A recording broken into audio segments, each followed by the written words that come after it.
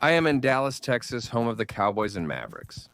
The only thing I'm missing are the Texan boots, the vest, the hat, and the guns. But what I don't lack is the Chevrolet 2025 Suburban truck, and this is the Z71. Am I going to tell you here why they brought me to Texas? Well, it's the first official test of the Suburban 2025 after that update it had. It has very interesting things, but it also lacks especially 3 things that I'm going to tell you in this video.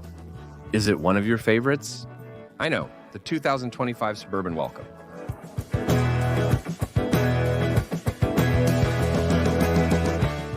Let's talk about the exterior changes. The front grille has been updated. Is it a front grille, or the face of the Suburban is much more expressive? This is the Z71 model clearly marked here. They have continued to unify the criteria at the design language level. And what are the trucks, but where does the inspiration come from? It comes from the Suburban and the Chevrolet Tahoe, 2 very similar trucks for the rest of the Chevrolet line. That's why you see it in vehicles like the Equinox, Blazer, and Traverse. Similarities in what is the visual DNA, which start or begin from the Suburban. There is an identity throughout the entire line. You have your front camera, good functionality up top, also good functionality down below. You have the recovery hooks in red color. Because the focus of the Z71 is off-road, and we're going to see it later, I'll keep explaining it to you. The test does not include an off-road component. But there are some interesting points to consider specifically about this Z71.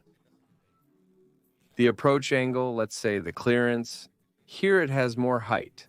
That is obviously done on purpose. You are only going to find a much wider approach angle in the Z71 version. In the others, the High Country or the Premier or the LS or the LT, you're not going to have this height. Let me know what you think of this new face of the Suburban, the update they have made. Another change is the front headlights, also following the line of design language that we have seen in the Traverse or in the Equinox daytime running line to the daylight running lights. In LED tone, distinct from LED projection headlights, this is an all-LED setup, which is quite nice. I really like the design of the headlights, and it has something new. And when you approach and unlock, an animation occurs that starts there. It's in the top light and it extends. I hope the camera does it justice. It extends across the entire line itself, from the bracket backwards or inverted, and I think it's very good. This extension here, like a division, makes it look nice. Here we don't have functionality itself, and further down we're going to see some fog lights. In the Suburban, as you know, you're going to find some in the Z71 version as the Focus is all-terrain. You're going to find some all-terrain tires. These are the Goodyear Wrangler territory. There we see all the brands for that specific attraction. So you can go off the road with 20-inch rims. You're going to have a 60 profile, 275 millimeters wide. And what are these special tires for the Z71 version, as I told you? Here we see the Z71 truck. The Z71 logo is one of the emblems I like the most on these trucks. One gets happy when they see the red border and the Z71. Do you know what all-terrain means? And it looks good, cool. The Suburban in high relief, here in this part of the door. We also have the step. This does not change at all. The step with high relief, non-slip. The double tone for the mirror, the base in black color. Do you have your peripheral camera? Integrated light. Body color a little higher up. This in itself, the clean lines of the Suburban, the square rectangular silhouette of the Suburban itself does not change. It has not been updated. Let's see now. The heart holds something very important. And there are important news for the Z71 version in relation to the Suburban and motorization. And that's what you see there. Look at Duramax diesel. This is an updated version of the Duramax diesel compared to the previous generation. What's different?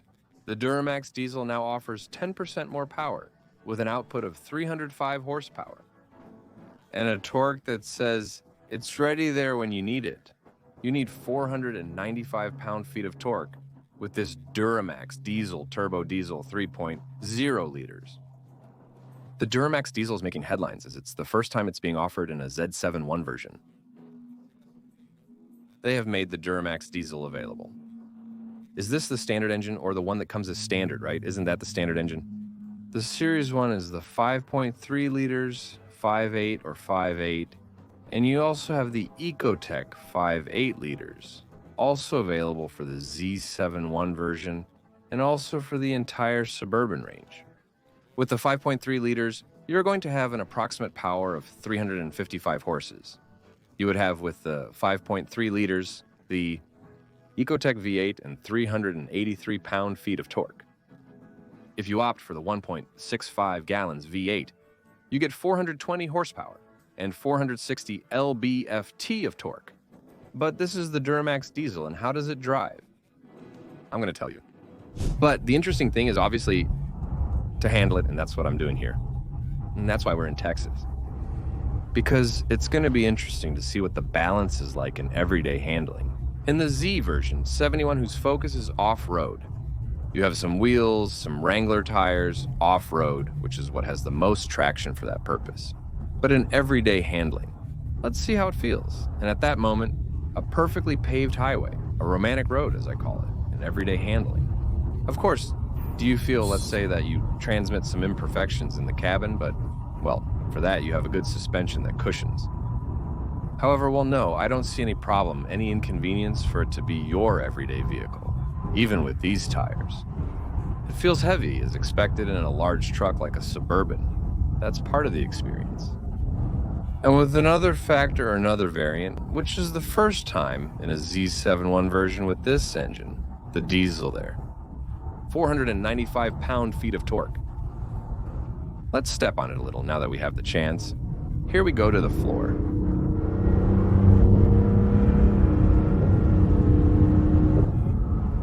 Responds, let's say, responds. Does it have an adequate response?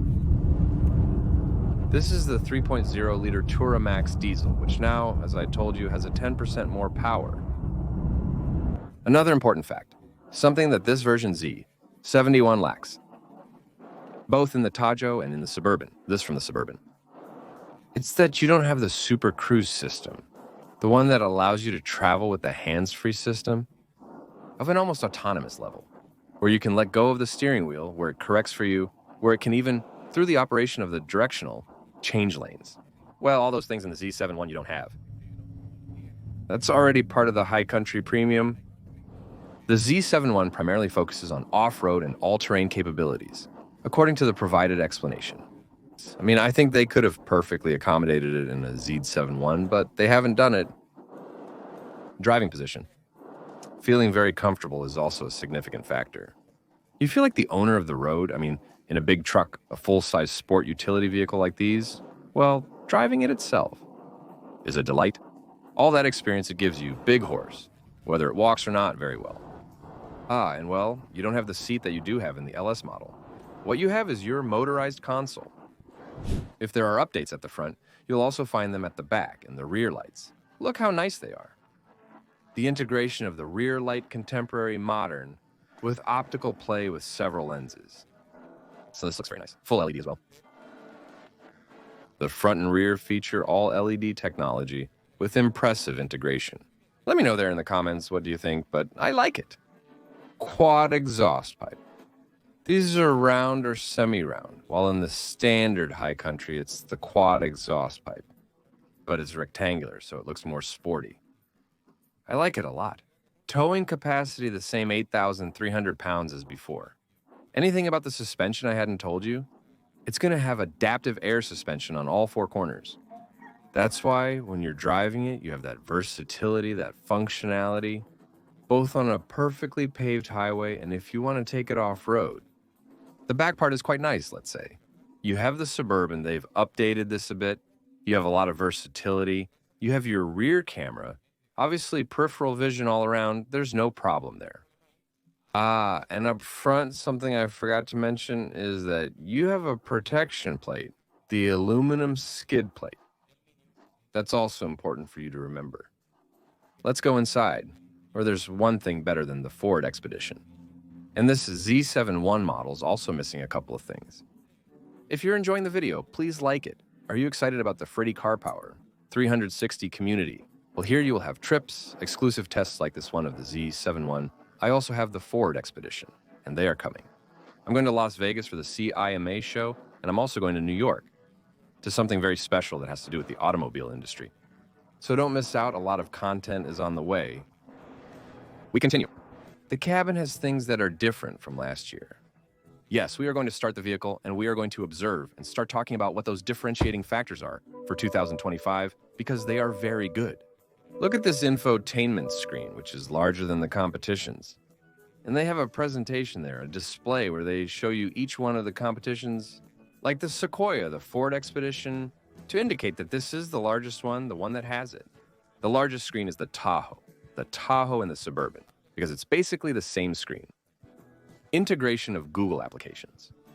Here you have quick access at the top for different applications. Map, Wi-Fi, the camera. There you have very good definition, you have an angle from above, and you have integrations like Alexa, Google applications. You can listen to podcasts, the audio, the map looks beautiful, it has a very nice integration. You have physical controls for the air conditioning, but you also have them virtually or digitally for the air conditioning. The climate control. Here on this screen, the screen is very nice. The dashboard is also very nice. The dashboard, which is another of the updates that this Suburban received. 2025, there you have it. It follows the same design language that we have found in the Blazer, the Equinox, and also the Traverse. Here, the control of the 4x4 has an active 2-speed transfer case. The direction itself has not changed. Good panoramic roof. I think I had told you that, and here is something I like a lot, which it copied, I tell you. The Ford Expedition copied this. Look, you put it here, and it's the console. Motorized central console. What is this for? Freddy? Well, when you run it generates more functionality here, more versatility for storage space. And you have a secret compartment here. The Expedition added a safe there with a combination and everything, like to go one step ahead. But that they copied it, I would say that they did copy it when you have this one closed, okay? There I moved something I shouldn't have moved. This is...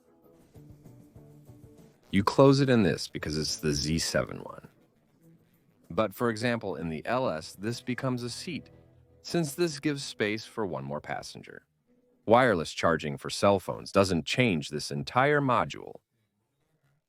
And obviously, well, when you're in the cabin, look, this one doesn't have the camera in the mirror like the other versions of the Suburban, but this is your cabin, and I really like it. And of course, sure, one of the main changes for 2025 is that you no longer have the buttons for the transmission selector. They took them to integrate into the steering column and transmission control. Crucial change for 2025. The second row is also quite comfortable. Captain-type seats. Do you have the air conditioning controls here? Analog, there is no complication. You also have your seat heating here. HDMI, why HDMI? Because you have screens for entertainment. That's why you have headphones available in the back. And you can adjust the angle a bit here, depending on the visibility you want. Because if you want to recline, you can also recline there. You adjust your headrest and everything looks and feels very cool in this van. And do you have a regular plug to connect? There's the PlayStation or the Xbox. Very spacious aisle and panoramic roof. It's like being in a movie. For the gate opening, you can do it with the key or you can do it manually. The Z71 doesn't have this feature where you approach and just with the proximity of the sensor, the gate opens. Not in the Z71. You don't have that feature. You can open it this way. Look at all the space afterwards. A very generous, very wide cargo area with a third row of seats. Look at all the space you have left, which is the majority of mid-size SUVs, mid-size trucks. This is what you would get when they have 2 rows. This is after the 3rd row. That's why it's such a long truck. The Suburban and I love what's in this little box. Let's see if you're curious. I'm also curious. What is this? Well, okay. These are the headphones. Look, they come packed for the entertainment system. You guys are very nosy. You always want to know everything. Well, in terms of versatility, we're going to sync some things over here. The 3rd row of seats goes down. The other seat, and look how the cargo area is expanding. And we can also do the same with the 2nd row. There is the 2nd row of seats. Look how you can go there to the building materials supply store. Whatever fits you. Are you going camping? Yes, camping. You can fit many things in there, including a queen-size mattress for a beautiful sleep. It's a tremendous truck for whatever you want to use it for. And you can also raise them automatically and they go up pretty fast. Look, and there they are. I think now is a good time to try out the third row of seats. From back there, you can move the captain's chair of the second row, or you can do it here manually to facilitate access to the third row. And here we go down. To give you the full reference, it could still be pushed back a little more. But I think there is a suitable space there to be able to sit here with plenty of room. Since the van itself is so long, this space is comfortable. I like it. It has the headrests here for more comfort. It has USB-C connectivity and these air conditioning vents. You're going to be comfortable here. On each side, you have connectivity, cup holders, and good legroom. The seat is comfortable, making it suitable for a large family to come here. Now, in terms of passenger capacity, 3 in the back, 2 in the second row, because it's captain-style seating, and 2 in the front, that's 7. However, you can increase capacity in models like the LSLT if you have the single seat option, here the bench and also the bucket seat, to enlarge that capacity. The middle bucket seat, which converts from a central console to a bucket seat. There can fit 9 passengers, so however you prefer, you can choose your Suburban. That can fit 7 like this one or 9. In terms of consumption at the time of recording this video, they have not yet made those data official. But it is expected that the diesel model, which is the test unit I had today, this averages 24 miles per gallon, which is about 6.21 miles per liter. Let's talk about the price now. Of course, considering that diesel is an option, it's not the standard engine for the Suburban Z71, but you can opt for it. The Z71 Suburban starts at $71,300. That's the entry price. So you can start doing the math. And if you're going to the dealer, be prepared. If you were to rate the 2025 Chevrolet Suburban Z71 version on a scale of 1 to 10, what score would you give it? What did you like the most? What did you like the least? Compared to a Ford Expedition, how about a Toyota Sequoia? Please share your comments and impressions of the 2025 Suburban. What are the most significant aspects or features of this vehicle? I greatly value your comments and opinions. And you know I try my best to respond to most of them. If you enjoyed the video, you'll love these 2 personally chosen videos I have for you. And I'll see you and wait for you in the next video. I send you a hug.